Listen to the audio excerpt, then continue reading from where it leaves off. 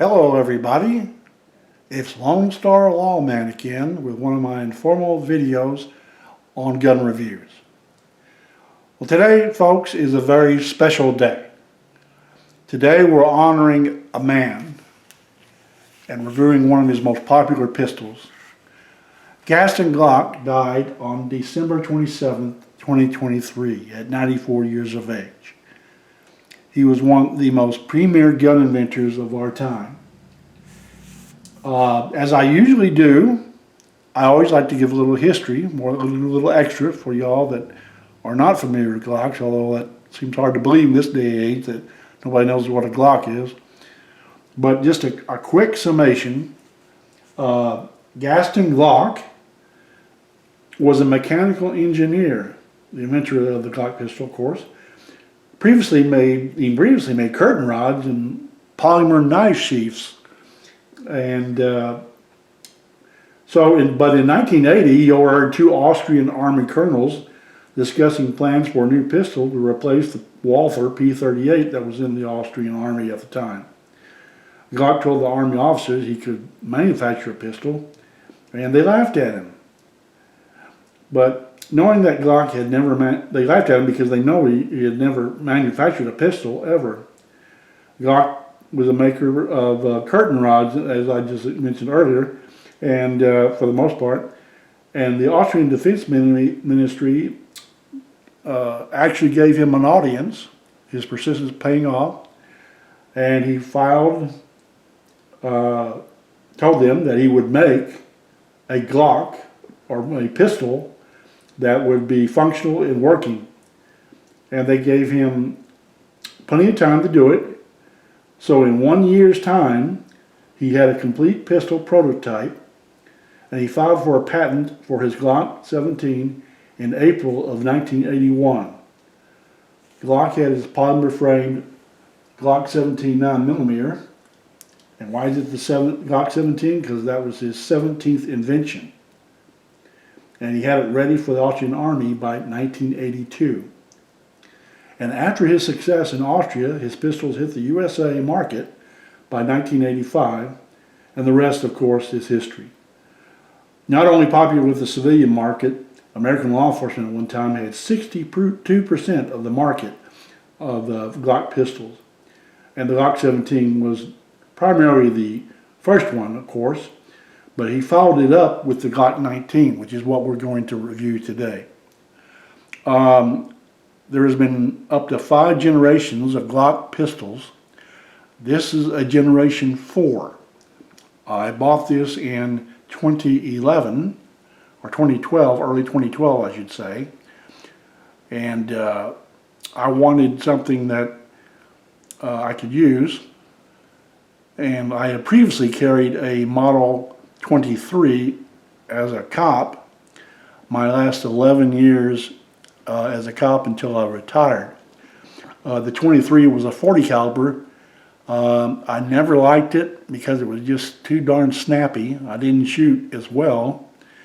And so when I retired and had a chance to get a good pistol, a good Glock pistol, I chose the Glock 19 Gen 4. It came out actually in 2011, the Gen 4, but for a year it had problems with the recoil spring guide. Apparently they had the wrong recoil spring guide. Some even said it was the 40 caliber recoil spring guide. But they finally got it fixed after about a year, and I'll show you that in a little bit, in a minute, what the differences are. But this is the Glock Gen 4. As you can see, one of the first things you do when you get a Glock, at least most people I know, is Glock has, if only the biggest knock you have against Glock is the lousy plastic rear and front sights. So I actually got rid of mine and had these True Glow put on here. They're green and they illuminate. They're fiber optic, as you can see right there. They're excellent, and they keep on going, and they're sturdy. They're made of steel, so you don't have to worry them getting knocked off or anything like that. And stand up to wear really well. Okay. All right, this is a 9mm, and one thing I should say about the Glock 19, because it's a little smaller, and it still carries 15 rounds in the magazine. I won't show you the magazines. There's not really much to them. There's 15 round magazines. They're plastic with inside. It's metal with covered by plastic or polymer, I should say. But the Glock 19 has been the best seller for many, many years for Glock because it was just the right size. Either you could carry it on duty, like I did my Model 23, which was a 40 caliber, but the same size frame and everything.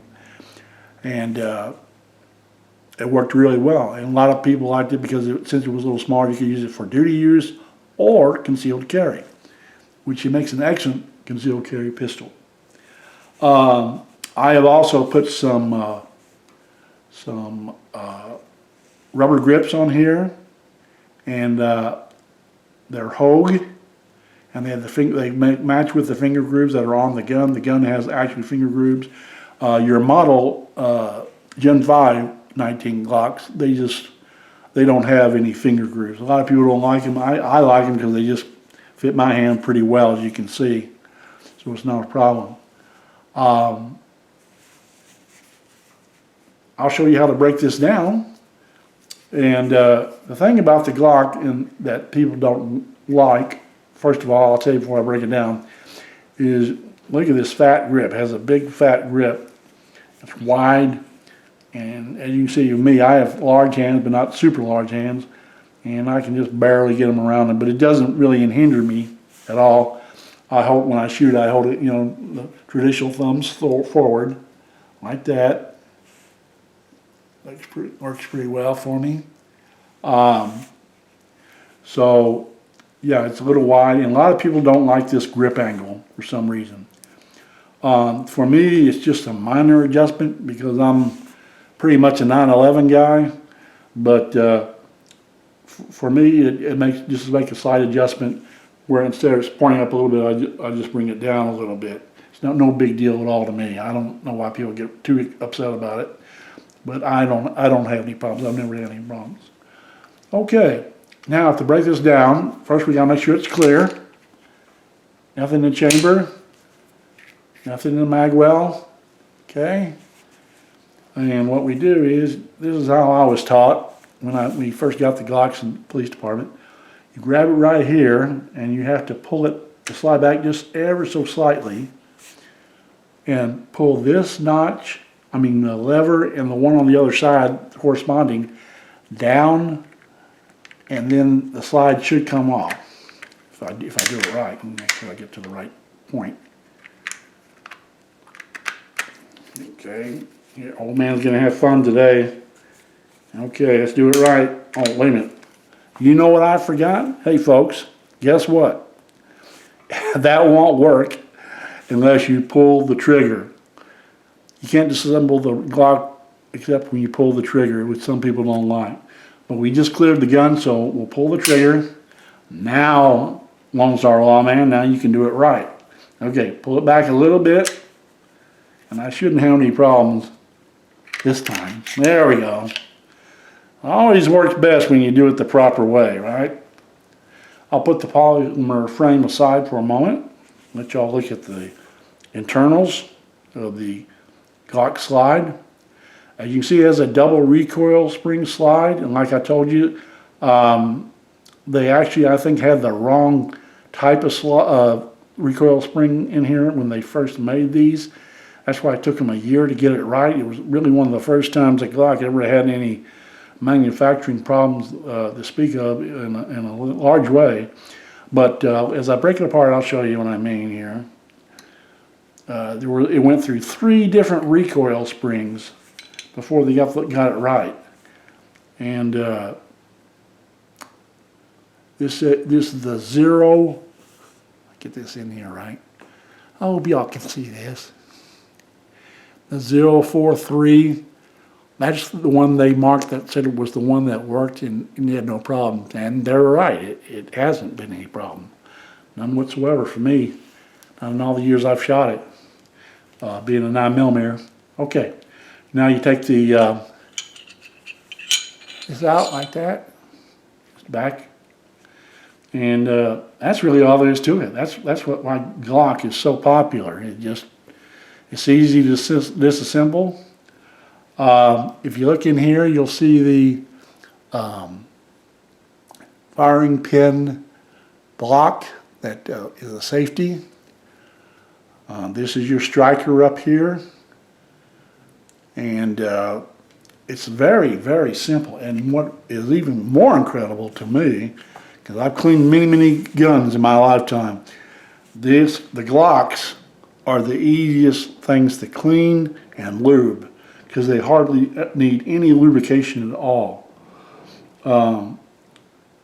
I talked to a Glock armorer one time. He says all you need to do on a Glock is put a drop of oil here, maybe one on the rails here on each side, and put a little oil around your recoil spring, and around your barrel and inside the barrel, of course.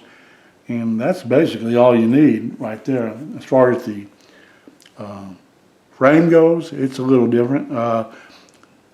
I put a little oil on anything that's made of metal, just a small amount, okay? And you can see it just doesn't have that many parts to worry about, and it works great. Let me put it back together for you. First we put the barrel back in, and let's get this put back in properly. You see, there's not much distance you have to go either. Look at that. Just a little bit. Even an old man like me can do it. Okay. And then once you get this going, all you have to do is slide it back on, rack it, and it's good to go. Function check. And the reset on these things are really pretty good. Even in the Gen 4 here, watch this. You come back, there it is, you're good to go. What's nice about a Glock is that it comes back, just look how little that goes back. It goes back, you hit that wall, and then bang. So reset one more time.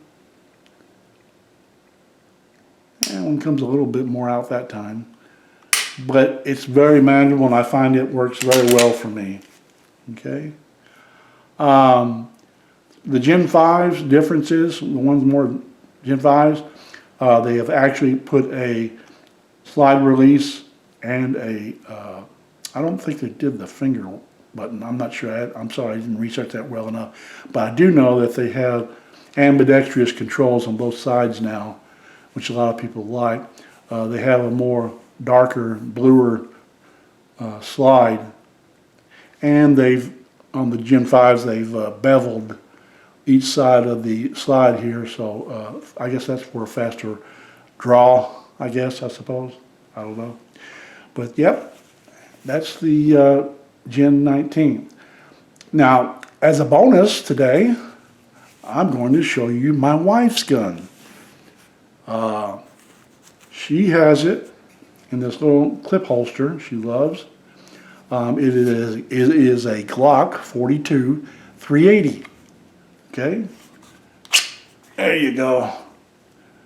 She, like most ladies, they like to decorate their guns a little bit. And she's put a little spider top on here and through the grooves here, so it'll be easier for her to grab and rack it. As you can see, it's considerably smaller than the 19. You can see all that. Here we go. That's better. Yeah, it's considerably smaller than the 19. As you can see, it fits I dwarf it with my hand, but for her, it fits just perfectly. She decided to keep the original sights. She doesn't shoot it that much anyway, but yeah, that's the little 380, and it's a nice little handy little gun, hideaway gun you can use. Okay, she got this nice holster. I can't even remember where she got it at, but it's called utility clip. And it has one of these clips where you can actually clip it on your trouser garment, I guess, instead of using a button or a clip or something like that. I mean, a regular clip. But this actually clips onto the clothing itself. And works pretty well. I've always liked polymer type holsters because they last longer, and the only inside the waistband I carry is a hybrid where it won't dig in, nothing will dig into my skin or anything like that. So that's her pistol. But today we've covered her pistol a little bit, but mostly the Glock 19. Still is a very good seller. They come out with a whole bunch of new models now that have actually a single stack and have the same side slide. I think it's the 43, 43X, some other ones. But this is still a very good buy, in my opinion. It just depends on what fits your hand best and what works for you best. But Glock's still going to be around, even though Mr. Glock passed away. The most interesting thing is going to be to see what changes we'll see at Glock, if any, because my understanding is Mr. Glock, Gaston Glock, had a firm hand on what he wanted as far as manufacturing goes for his guns. And it's going to be interesting to see what Glock comes out. The SHOT Show comes out next month, but of course that's not enough time for Glock to change anything. But I bet next year, who knows what we'll see. Okay, well, this is Lone Star Lawman signing off and thanking you for coming back in 2024 to watch my videos. Please like and subscribe and tell your friends. I'm just having a ball doing this. Thank you, and we'll see you next time.